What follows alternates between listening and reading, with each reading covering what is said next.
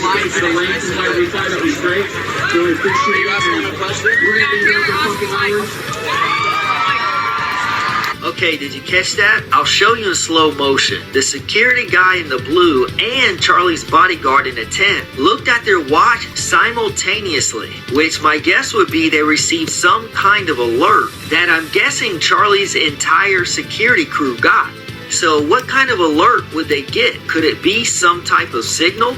I've seen the videos people have posted of others, including the bodyguard in the tent, giving what looked to be hand signals seconds before the shooting. But I have not seen this footage here, so I was hoping someone may have an idea what kind of alert that this could have been. Because if we can get an answer to that, then that could possibly help us get an answer to something else, and so on and so forth.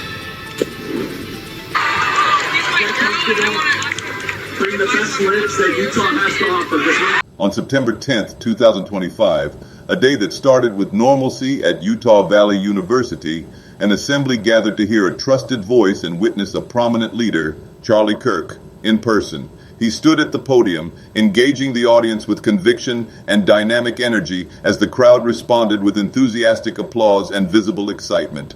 Numerous cameras documented the proceedings from every conceivable angle, creating a comprehensive visual record of the occasion, or so it initially appeared.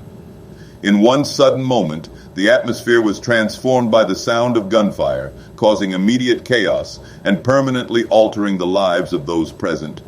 This incident prompted urgent questions about how such an event could occur within a space specifically organized for safety and how a well-protected individual could be targeted so publicly. Recently disclosed camera footage has now surfaced, displaying specific movements, gestures, and conduct from the individuals entrusted with his safety, his security team, that complicate the understanding and acceptance of the event's sequence. The central inquiry involves whether Tyler Robinson acted entirely alone, or if a deficiency, an operational failure, or a critical decision by the protection team contributed to the circumstances. Every visual cue, every momentary delay, and every manual gesture captured by this footage now poses a complex question regarding the distribution of responsibility when protective measures prove insufficient. As we conduct a detailed examination of the footage, the established timeline, and the roles of the personnel closest to Charlie Kirk that day, we will reveal a narrative that extends beyond a single violent act. This is a story that fundamentally concerns trust, professional duty, and the significant consequences of choices made when human lives are at stake. To follow each new finding and every development, and to participate in this analytical process with us, please subscribe to my channel and enable notifications. We will meticulously analyze the verified details of that day, distinguishing established facts from conjecture while exploring the wider context in which these events occurred. Charlie Kirk is an influential figure whose presence is felt across academic institutions, political arenas, and media platforms. As the founder of Turning Point USA and a significant conservative commentator, he is a public personality whose messages reach a vast audience daily. On September 10th, 2025, he was the central focus, delivering an address to an engaged audience at Utah Valley University, where the atmosphere was highly charged. The event was extensively documented by both professional cameras and personal devices, yet within this environment of high visibility, there existed multiple tiers of security protocols designed to ensure his safety. Tyler Robinson, a 22-year-old individual, is now the central subject of the official investigation, with court records confirming he faces charges of aggravated and other related counts from that day.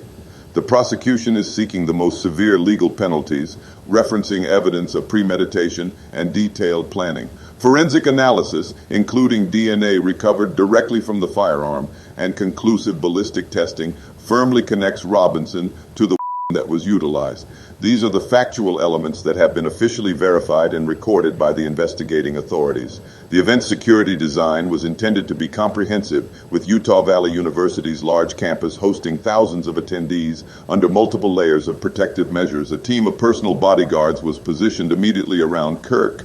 Secondary teams were assigned to monitor the audience and exits, and an outer team managed communications and overall surveillance. On paper, the security plan appeared thoroughly organized and left no room for error, but in practice, questions have emerged not from the official inquiry, but from the newly available footage that shows unusual actions and behaviors from the very personnel assigned to protect him. It is critical to differentiate between what has been conclusively established and what currently resides in the realm of speculation, with Robinson's involvement being confirmed by physical evidence while the assertions regarding potential lapses within the security team remain unverified. As experts scrutinize this footage, these recorded moments raise important questions that investigators, media analysts, and the public are now compelled to explore regarding what occurs when actions or a lack thereof fail to meet the duty of a protection plan designed to preserve life. The newly released footage from that day has garnered significant attention from investigators, journalists, and the general public, providing multiple angles from private sources that show previously unseen moments from the minutes preceding the incident. Every individual frame holds significance, every movement is treated as a potential clue, and every gesture now demands careful scrutiny. The footage reveals both precise and subtle details, showing security personnel who are trained for immediate response to threats, appearing to check their timepieces, adjust their stances, and exchange brief signals. These actions, which might be considered routine during a large-scale event, have now acquired a heightened importance, with every shift in posture, every raised hand, and every visual sweep of the crowd being thoroughly analyzed. The nature of the camera recordings themselves presents a separate narrative, as the publicly available clips focusing on Charlie Kirk of 10 appear pixelated, occasionally blocked, and lack the sharpness expected from professional recording equipment. It is a confirmed fact that official, high-quality footage exists and is in the possession of law enforcement agencies, and the limited release of clearer recordings has generated discussion online, though there is currently no evidence to support theories of intentional withholding.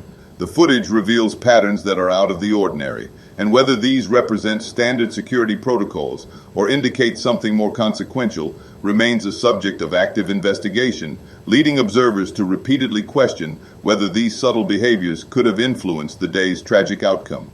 Charlie Kirk's security team was structured in distinct concentric layers, each designed to proactively identify and prevent potential threats before they could materialize.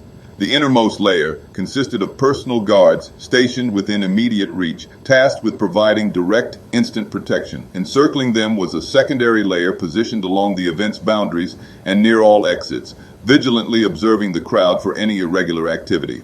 The outermost ring was responsible for surveillance operations, radio coordination, and maintaining communication links with campus security forces, forming an integrated network intended to neutralize danger long before it could approach the stage. However, the recently released footage and internal documentation have highlighted anomalies within this meticulously designed system, indicating that some officers were not at their designated posts in the critical minutes before the occurred. Radio communications experienced unexplained silences or delays, and several surveillance cameras temporarily ceased functioning at pivotal moments, with these confirmed irregularities prompting intense examination into how multiple layers of trained professionals could simultaneously experience operational failures at the most crucial time. It is vital to state clearly that no formal charges have been brought against any member of Charlie Kirk's security team at this point in the investigation, and Tyler Robinson remains the sole individual formally accused and forensically connected to the Nevertheless, as specialists and independent analysts review the footage, speculation has increased regarding whether these security gaps inadvertently created the conditions that allowed the events to proceed unchallenged. For Charlie Kirk, a public figure familiar with public attention and influence, the trust he placed in his protective team was complete and unconditional.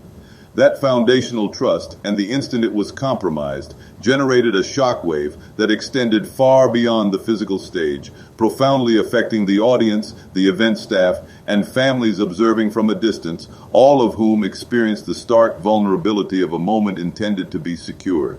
The human dimension of this event is unmistakable, illustrating a scenario where a leader depended on trained professionals, yet for reasons not yet fully comprehended, the defensive measures were tested in an unforeseen manner. Every repositioning of a guard, every moment of hesitation, and every silent interval now carries significant weight in the ongoing investigation, compelling us to consider the extent to which these brief moments of delay, however short, help shape the trajectory of that day's devastating events. Tyler Robinson, age 22, has become the central figure of this legal and public examination, with the established facts clearly indicating that investigators have recovered digital messages in which Robinson expressed his intent beforehand. DNA evidence places him in direct contact with the firing mechanism, and official reports suggest he had been preparing for this act for over a week, with these evidential components forming the foundation of the prosecution's case and illustrating a degree of premeditation that is legally significant. Beyond the physical evidence exists the complex question of personal mindset, with Robinson's behavior before the incident indicating a path toward social isolation, potentially influenced by ideological echo chambers online or digital communities that reinforce extreme viewpoints. Professional psychological evaluations point toward a mixture of impulsive tendencies and carefully considered planning, depicting an individual who seemed determined, systematic, and focused on attaining notoriety or acting upon a personal sense of ideological justice. It is necessary to recognize the inherent boundaries of our comprehension, as while text messages and digital trails offer a window into Robinson's thought patterns, they cannot provide a complete explanation for his actions, leaving any analysis of his underlying motives partially speculative. Investigators, psychologists, and legal professionals continue to assemble the various factors that influenced his conduct in pursuit of a more definitive understanding of how such decisions were formed. The legal ramifications are exceptionally serious, with Robinson confronting charges that include the potential for the penalty, partly due to the confirmed presence of children at the venue and the premeditated character of the act. These aggravating circumstances elevate the case from a tragic occurrence to one of the most severe criminal proceedings in recent history, emphasizing the profound consequence of every decision, every potential warning sign, and every operational lapse that occurred on that day. As the analysis continues, it becomes increasingly evident that the narrative encompasses not only the actions of a single individual, but also the extensive ripple effects those actions produce, impacting families, communities, and the fundamental public trust placed in institutions and individuals tasked with protecting human life.